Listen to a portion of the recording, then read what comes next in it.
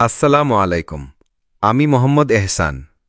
আজকে তুলে ধরছি ইরানের নেতা আয়াতুল্লাহ খামেনাই সাহেবের সেই দৃষ্টিভঙ্গি যা শুধু শিয়া মুসলিম নয়, বরং পুরো মুসলিম উম্মাহর জন্য জাগরণী বার্তা হয়ে দাঁড়ায়। তিনি বলেন, বিশ্ব মুসলিম এক উম্মাহ, মাযহাব, বর্ণ বা জাতির বিভেদ ভুলে আমাদের এক কিবলা, এক কোরআন, এক রাসূল সাল্লাল্লাহু আলাইহি ওয়াসাল্লাম। তাই আমাদের লক্ষ্য এক হওয়া উচিত।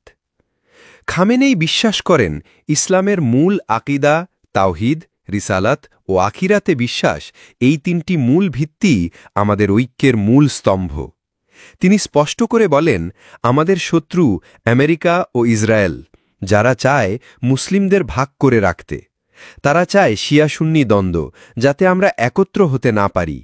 কিন্তু আমরা চাই কোরআনের আলোয় গড়ে উঠুক এক অবিভক্ত উম্মাহ। তিনি শুধু শিয়াদের নেতা নন, তিনি সেই নেতা যিনি ফিলিস্তিনের জন্যে কাঁদেন। সুদানে মুসলিম রক্ত ঝরলে কিবলার দিকে হাত তুলে দোয়া করেন। তাঁর কণ্ঠে বারবার শোনা যায়, আমরা যদি বিভক্ত থাকি, শত্রু হাসবে, কিন্তু যদি এক কাতারে দাঁড়াই, কোরআন ও রাসূল সাল্লাল্লাহু আলাইহি ওয়াসাল্লামের পতাকা নিয়ে, তাহলে আল্লাহর সাহায্য আমাদের সঙ্গেই থাকবে।